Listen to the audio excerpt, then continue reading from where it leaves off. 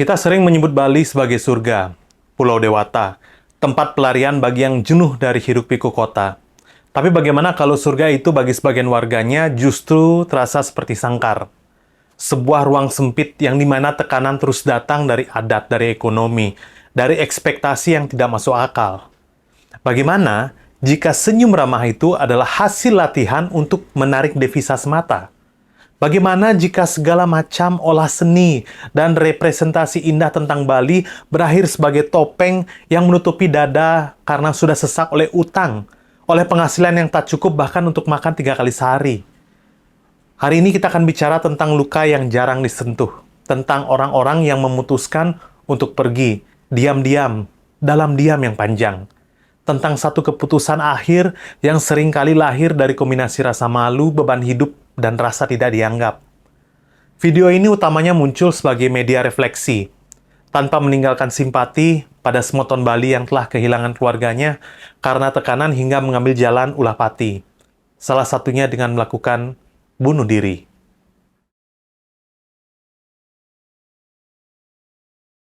Menurut data dari Pusat Informasi Kriminal Nasional Kepolisian Republik Indonesia, dari tahun 2016 hingga 2024 terdapat 4.715 kasus bunuh diri yang dilaporkan secara nasional. Sementara itu, 1.023 kasus diantaranya terjadi dalam kurun waktu 2024. Dari angka-angka tersebut, Bali menempati posisi 3 besar provinsi dengan kasus bunuh diri tertinggi di Indonesia, setelah Jawa Tengah dan Jawa Timur. Tetapi angka itu sendiri masih belum sepenuhnya mewakili kenyataan yang lebih senyap dan menyakitkan. Sebab jika dilihat dari suicide rate, yaitu perbandingan dari jumlah bunuh diri dengan populasi penduduk Bali, itu Bali mencatatkan angka tertinggi di seluruh Indonesia, yaitu 3,07. Lebih mengkhawatirkan lagi, mayoritas korban adalah laki-laki usia produktif, 20 hingga 45 tahun. Mereka yang setiap hari memikul tanggung jawab ganda sebagai tulang punggung ekonomi keluarga, pemangku kewajiban sosial, dan penjaga kehormatan adat, terjebak dalam tekanan yang kompleks namun senyap. Sebuah studi juga menyebutkan bahwa laki-laki yang gagal memenuhi ekspektasi peran sosial dan ekonomi lebih rentan mengalami tekanan psikologis yang berujung pada tindakan bunuh diri, terutama jika tidak ada ruang terbuka untuk ekspresi emosi atau permintaan tolong secara sosial. Dalam realitasnya, realitas sosial Bali, struktur patriarki bercampur dengan kewajiban adat membuat beban hidup semakin terasa berat. Seorang pria bukan hanya pencari nafkah, tetapi juga representasi kehormatan keluarga dalam upacara adat, mewarisi beban utang tradisi, dan penopang status sosial keluarga besar. Tak banyak ruang untuk gagal, tak banyak tempat untuk rapuh, bahkan menangis pun dianggap sebagai bentuk kelemahan. Pada saat video ini dibuat, Bali kembali diguncang oleh kabar duka. Seorang supir travel ditemukan bunuh diri di sebuah rumah kosong. Diduga karena himpitan ekonomi dan tekanan sosial yang terus-menerus tanpa jalan keluar. Sebelumnya, seorang ibu rumah tangga juga dikabarkan mengakhiri hidupnya, menyisakan catatan pendek tentang kesulitan pembunuhan ekonomi keluarga. Kedua kasus ini menandakan sesuatu yang jauh lebih luas dari sekedar statistik. Mereka adalah individu yang terjepit antara kemuliaan adat dan kerasnya hidup yang dimana bersanding antara kehormatan sosial dan kealpaan untuk gagal. Mereka adalah simbol dari krisis yang mendesak untuk segera kita dengarkan dan kita tangani bersama.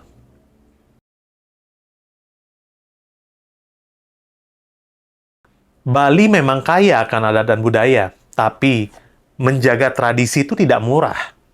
Ngaben, metatah, odalan, nyambebraya, pernikahan, semuanya membutuhkan biaya yang cukup besar. Seringkali puluhan hingga ratusan juta.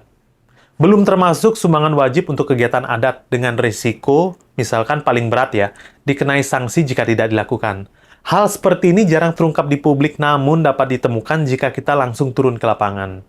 Dan ironisnya, penghasilan rata-rata masyarakat Bali tidak pernah sebanding dengan beban ini. Upah minimum regional Bali 2024 hanya sekitar 2,8 juta per bulan.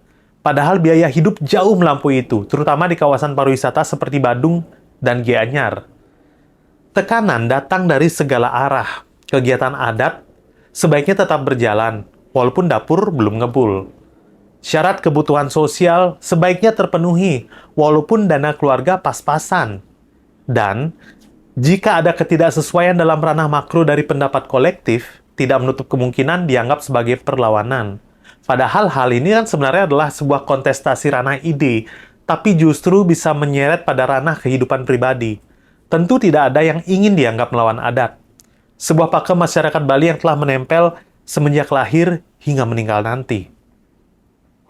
Dan belum cukup sampai di situ. Datangnya wisatawan asing yang membawa dolar ternyata tak selalu berarti penghasilan baik bagi orang Bali sendiri. Sebagian besar industri pariwisata Bali dikuasai oleh investor luar Bali, bahkan luar negeri. Sebuah penelitian mengungkapkan bahwasannya masyarakat Bali bahkan belum mendapat manfaat dari sekian banyak devisa yang diberikan kepada negara. Hotel besar, restoran mahal, beach club mewah, semuanya menyerap tenaga kerja lokal, tetapi menyisakan sedikit keuntungan untuk mereka. Belum lagi masalah tenaga kerja asing ilegal yang marak akhir-akhir ini justru menambah keruh kolam sosial Bali yang sudah tidak jernih. Orang Bali kerja untuk dolar, tapi dibayar dengan rupiah. Sementara itu, tanah-tanah adat semakin sempit. Anak muda Bali semakin sulit punya rumah karena harga properti melonjak. Orang Bali bersaing bukan hanya dengan sesama warga, tetapi dengan pendatang dari luar provinsi dan luar negeri yang datang mengais rejeki di atas tanah yang tidak mereka lahirkan. Dari sanalah lahir istilah yang getir. Orang Bali menjadi penonton di tanahnya sendiri. Saya juga teringat sebuah candaan 20 tahunan lalu lah kira-kira ya, yang mengatakan bahwa orang luar jual bakso untuk bisa beli tanah di Bali. Orang Bali jual tanah untuk beli bakso. Dan di tengah semua itu kita tetap dituntut untuk kuat, tetap senyum, tetap sopan, tetap ikuti adat, tetap tampilkan pesona pariwisata yang indah sejak zaman kartu pos berdekade-dekade lalu. Nggak boleh mengeluh, nggak boleh menyerah, karena menyerah berarti mempermalukan keluarga. Inilah yang selanjutnya disebut kemiskinan simbolik dalam masyarakat adat Bali, di mana kehormatan kolektif itu lebih diutamakan ketimbang kesehatan psikologis individu.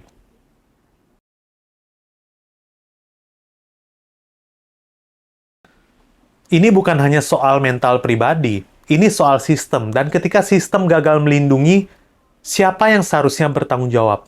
Adat, pemerintah, keluarga, kita semua. Kebanyakan program desa sadar kesehatan mental berakhir hanya sebagai formalitas.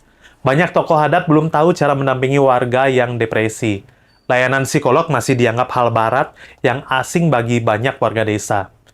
Sementara itu, pemerintah Bali membanggakan angka kunjungan wisatawan, tetapi abai pada krisis jiwa warganya. Dana desa banyak terserap untuk infrastruktur pariwisata, bukan layanan konseling. Padahal jelas dalam laporan UNICEF disebutkan 1 dari 5 remaja itu mengalami gejala depresi, tetapi kurang dari 10% yang mendapatkan bantuan profesional. Ini sebuah kegagalan struktural, dan juga sebuah kegagalan kolektif untuk kita. Setiap kita yang menyuruh teman untuk bersyukur aja, jangan lebay. Setiap kita yang menertawakan tetangga yang dirumorkan depresi. Setiap kita yang lebih memilih menjaga citra Bali dibandingkan keluh kesah semoton yang ada di dekat kita. Sebenarnya, kita juga sedang mengambil bagian dalam tragedi ini. Dari tingkat individu sampai ranah pemimpin di Provinsi Bali.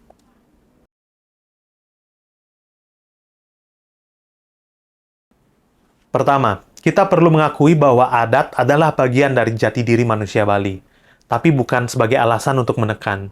Perlu ada reformasi nilai di dalam komunitas adat yang dimana kesehatan mental itu dianggap sama pentingnya dengan keberlangsungan tradisi. Hal ini perlu menjadi tempat yang aman untuk curhat misalkan, bukan hanya sebagai ruang tuntutan.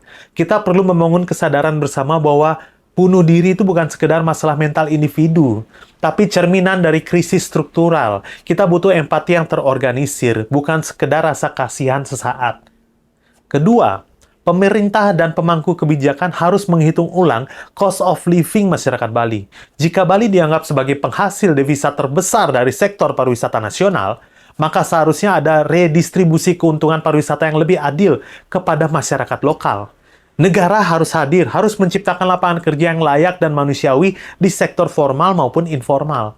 Pemerintah daerah dapat bekerja sama dengan komunitas adat dan desa dinas untuk misalkan mengembangkan program ekowisata adil yang bukan hanya menjual panorama tetapi mempekerjakan warga lokal dengan upah yang layak, perlindungan sosial yang layak, dan pelatihan rutin. Bali butuh regulasi yang melindungi hak-hak tenaga kerja lokal dan memperluas akses terhadap layanan kesehatan jiwa. Ketiga, Kita, sebagai masyarakat, bisa mulai dari hal yang sederhana.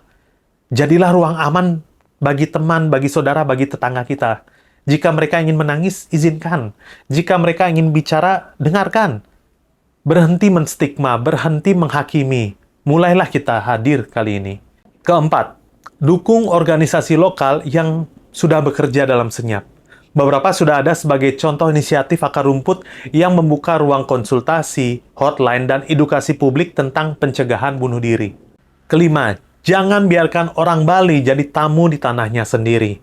Dukung regulasi yang membatasi kepemilikan properti oleh investor luar. Dukung kebijakan yang memperkuat ekonomi lokal berbasis budaya, bukan eksploitatif. Untuk Anda yang sedang merasa tidak dilihat, yang lelah menjadi kuat, yang terjepit di antara ekonomi, tekanan sosial, adat, dan sampai saat ini masih diam, Anda tidak sendirian. Anda layak hidup, Anda tidak gagal. Dan kalau hari ini Anda bisa bertahan, itu sudah cukup. Tunda keputusan sesaat itu, coba 1 hari lagi, dan coba 1 hari lagi. Hidup ini tidak mudah, tapi Anda tidak harus menjalaninya sendiri. Kita semua punya peran untuk saling menjaga. Ini bukan soal Bali sebagai destinasi. Ini tentang Bali sebagai rumah bagi manusia yang ingin hidup dengan utuh. Terima kasih sudah bertahan. Terima kasih sudah mendengarkan. Saya Bligong Yuda, dan inilah sesi Tukar Pikiran.